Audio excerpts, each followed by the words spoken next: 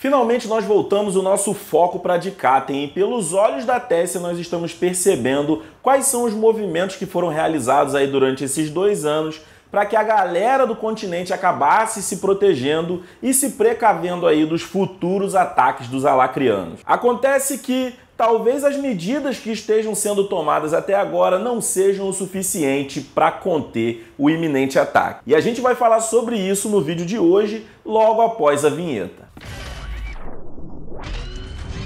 Fala galera, tudo bem com vocês? Aqui quem fala é o Luiz, voltando lá com o nosso relato de The Beginning After the End, para você spoiler masoquista de plantão que não aguenta mais esperar aí a Webtoon semanal. Então já garante aí aquele likezão do fortalecimento, se inscreva no canal se for a sua primeira vez por aqui e é claro, ative o sininho para não perder nenhum vídeo novo. Além disso, não deixe de conferir todos os nossos links aqui na descrição. Então, dados os recados, bora lá pro relato. No último vídeo a gente já teve uma dimensão de como Dikaten está moldando as suas cidades e moldando as suas tropas de forma a tentar conter aí o avanço de Alacria que está cada vez mais próximo. Nós já vimos que a cúpula formada para poder combater a guerra decidiu tomar uma precaução melhor ali perto da clareira das feras, que é onde nós tínhamos os túneis, aonde a galera de Alacria criou métodos ali de se teletransportar, e também que várias cidades humanas elas foram destruídas e reconstruídas como grandes fortes. E em uma dessas cidades, Epstein, que a menina Tessia, junto com a Varai, que acaba servindo aí de guarda-costas da garota,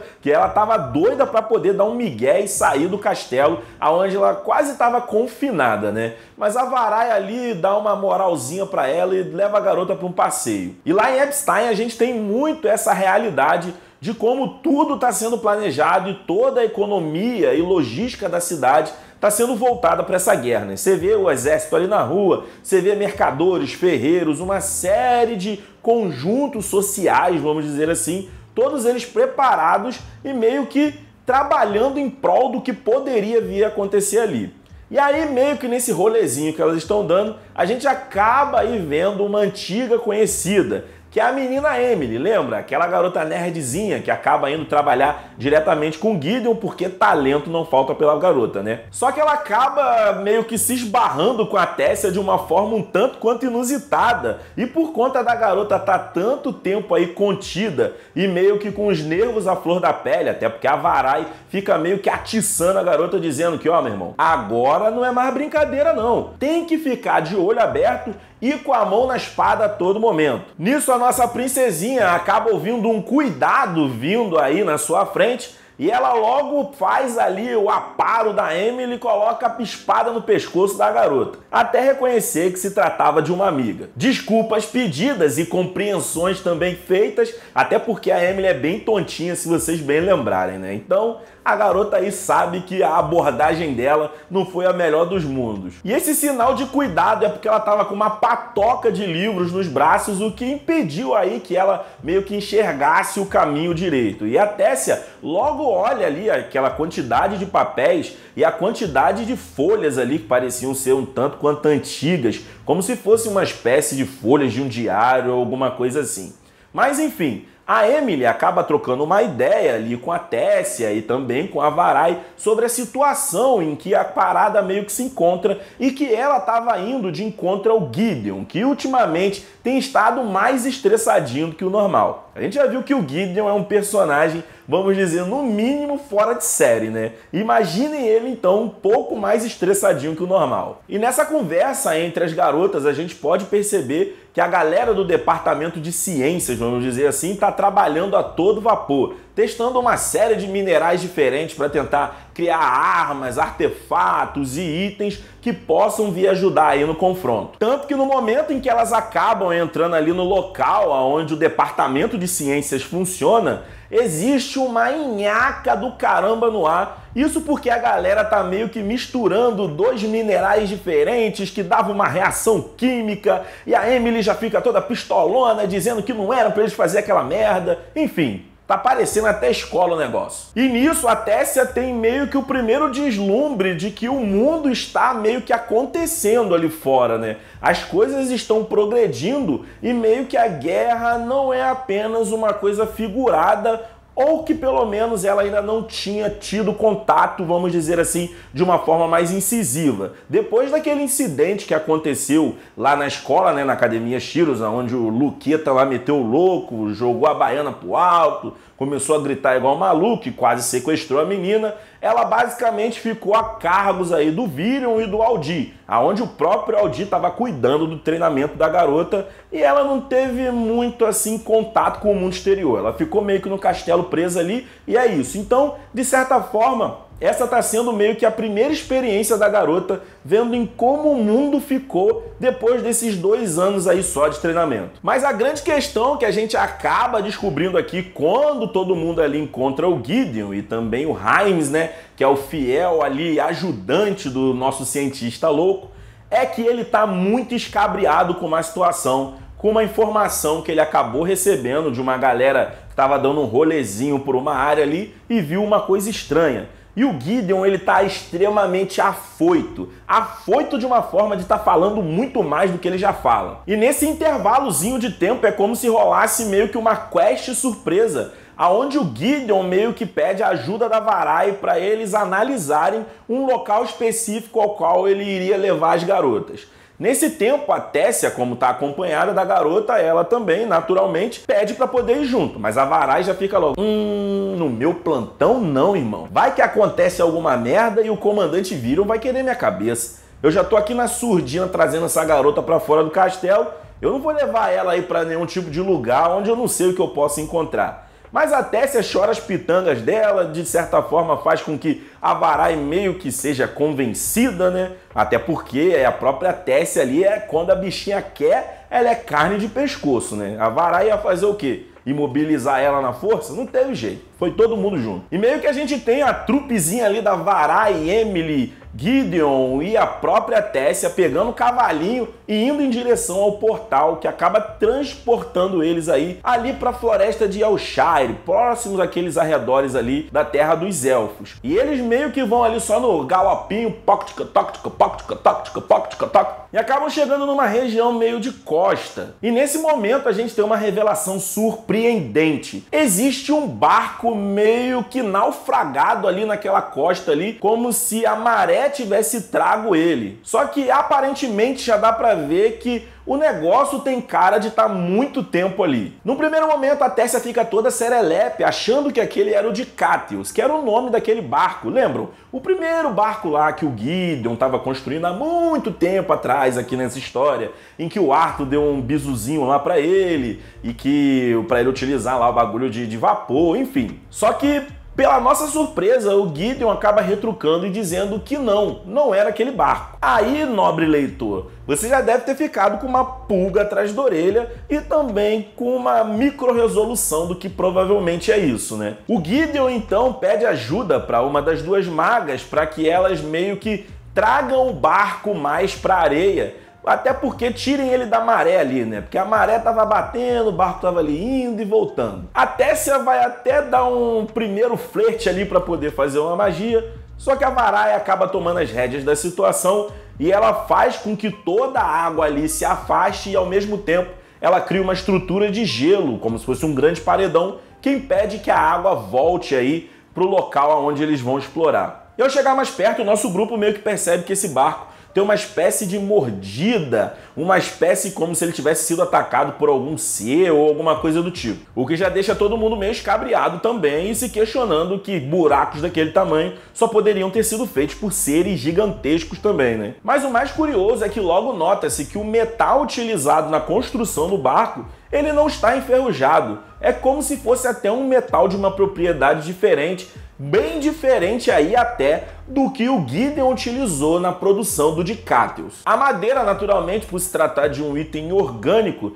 já estava extremamente podre, deixando bem claro ali que já fazia tempo que aquele barco estava rondando essas áreas. Inclusive, quando a galera meio que entra ali pelos furos nas laterais que o barco tem, eles percebem que toda a estrutura do barco ela já está bem condenadinha. Só que um detalhe curioso é que apesar do barco ter parecendo aí uma situação de naufrágio, como se ele tivesse meio que se perdido no meio do mar, não existe nenhum vestígio de nenhum corpo e também vestígio nenhum de item ali dentro, que naturalmente, se você vai pro mar, você pelo menos vai levar uma roupinha, vai levar aí, sei lá, um tonelzinho de água, vai levar o mínimo de documento e coisa do tipo. E é nesse momento que a gente chega à conclusão de que os tripulantes dessa embarcação provavelmente não queriam ser descobertos e não queriam que soubessem que eles estavam dando rolezinho de barco por ali. E sim, minha gente, a conclusão dita pelo próprio Gideon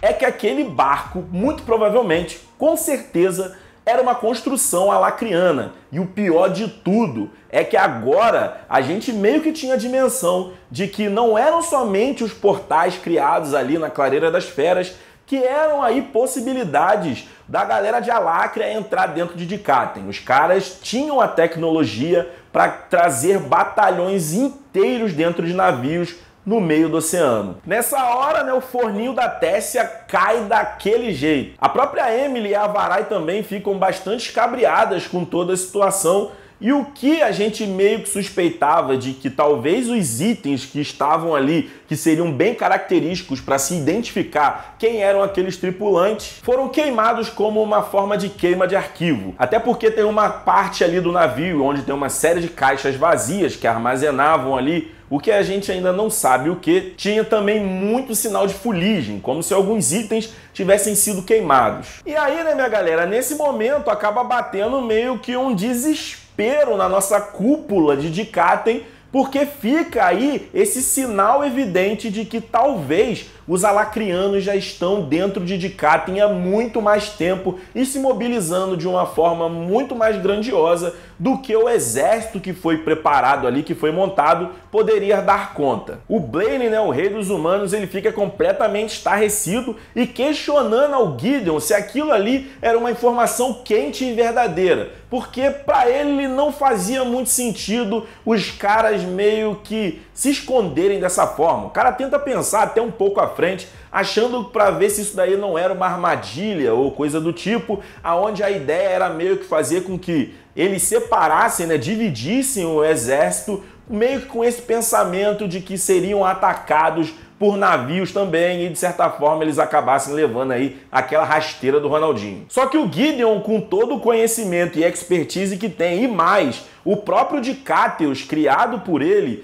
deixou uma série de gravações no navio, ou seja, uma série de rúnicas únicas aí que meio que evidenciavam que ele tinha sido o primeiro construtor, que bateu aquela do ego do cara, né? Ele queria deixar para as gerações futuras meio que o sinal de que sim, fui eu que fiz esse navio e tá aqui, ó, tá marcado com o meu nome. E aí você me pergunta, ué, mas por que motivo eles estariam achando que o Dikateus está perdido? Pois é, minha galera, porque a galerinha lá, a primeira tripulação do Dikateus foi pro mapa fazer aquele test drive e nunca mais voltou. O bicho ficou desaparecido. Não me surpreenderia nada se vagabundo tivesse pego o Dikateus original, estudado o projeto e replicado com melhorias. Mas enfim, né? O próprio Aldir fica um pouco escabriado com essa situação, até porque a Cynthia, que era uma espiã de Alácrea, e aí eu não sei se eu comentei em vídeos anteriores, o Aldir meio que conseguiu quebrar aos poucos a maldição que ela tinha, que a impedia de se falar, e ela meio que soltou umas pérolazinhas aí, dizendo que o plano era meio que ali pela Clareira das Feras mesmo e tal, só que o preço que a mulher pagou por ter tido essa maldição meio que revertida é ficar em coma. Então a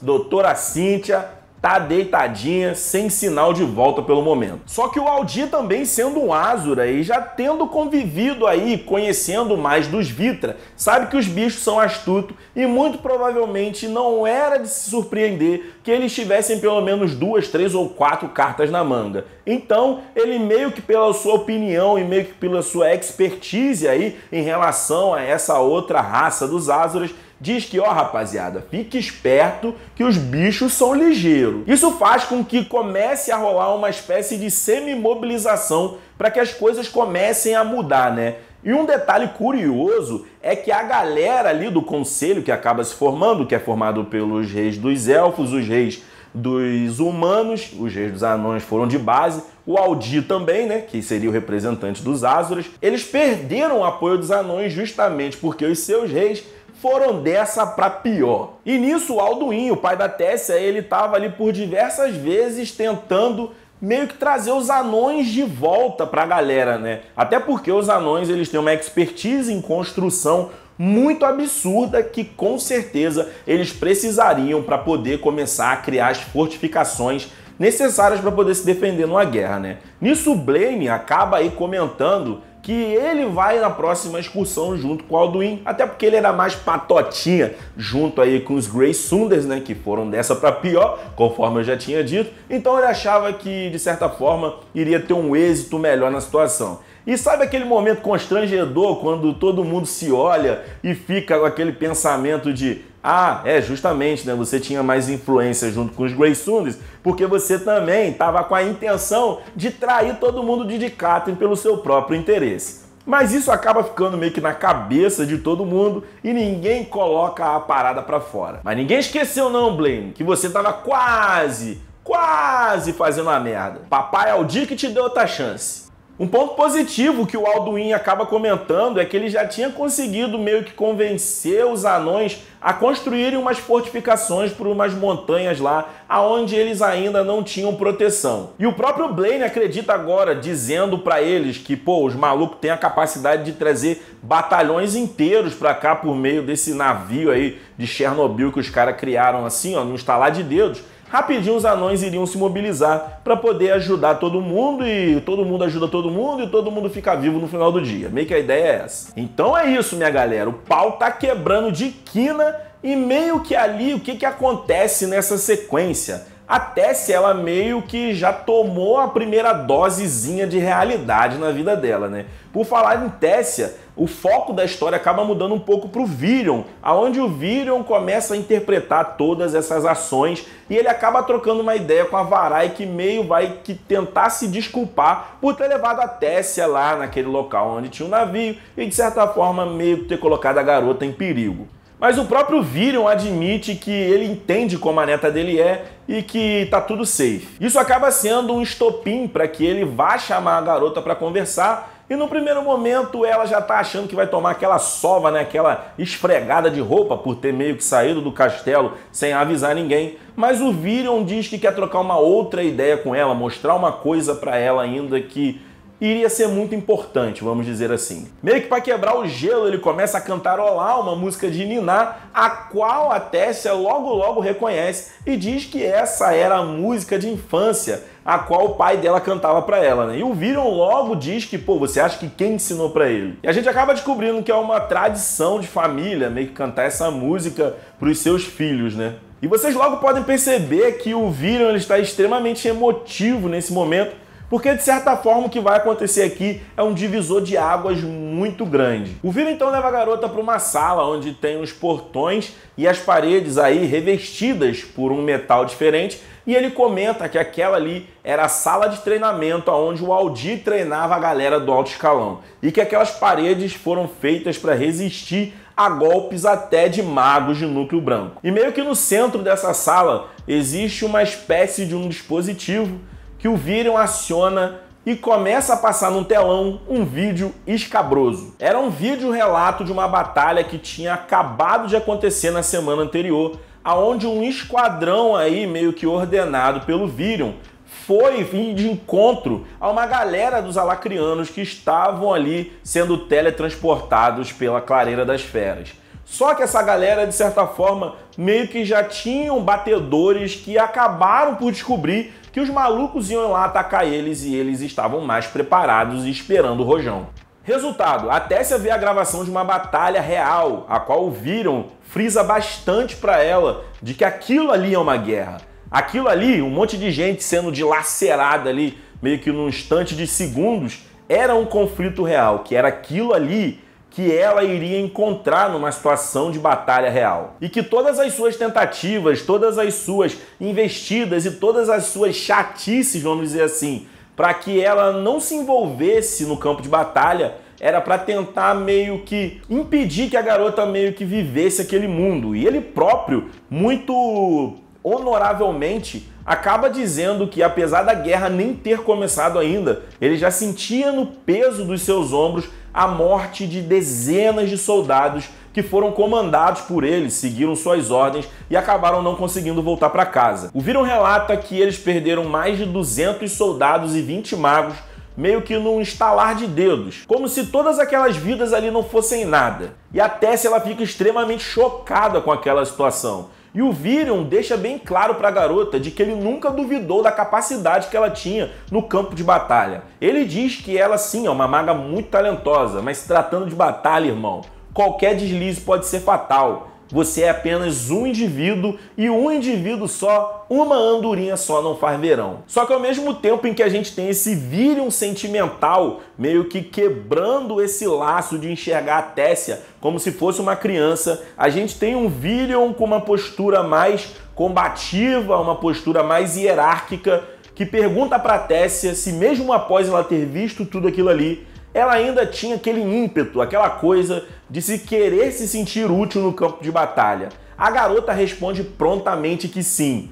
E o Virion, meio que de certa forma, aceitando que aquela ali já não era mais a sua netinha, que ele tinha tanto esmero, tanto amor e tratava como uma criança, via como se fosse uma criança há tanto tempo, que aquela ali já era uma guerreira que iria ajudar e poderia ajudar bastante de Katten na guerra que estava por vir. Nisso ele saca uma espada, taca no peito da garota e diz para ela para que ela mostre para ele ao vivo quais são as suas intenções e qual é o tamanho da sua vontade. E é assim, minha gente, que eu vou terminando o relatinho de hoje. Espero que vocês tenham curtido demais e, é claro, fica ligado aí porque a Lacria tá vindo de bicho pra cima de Katten. Não esquece aí então de deixar aquele likezão do fortalecimento, conferir se tá inscrito no canal e ativar o sininho. E é claro, deixa aqui nos comentários seu feedbackzão sobre o vídeo. E eu vou ficando por aqui, galerinha. Mais uma vez, muito obrigado pela presença de todos. Vocês são demais e valeu!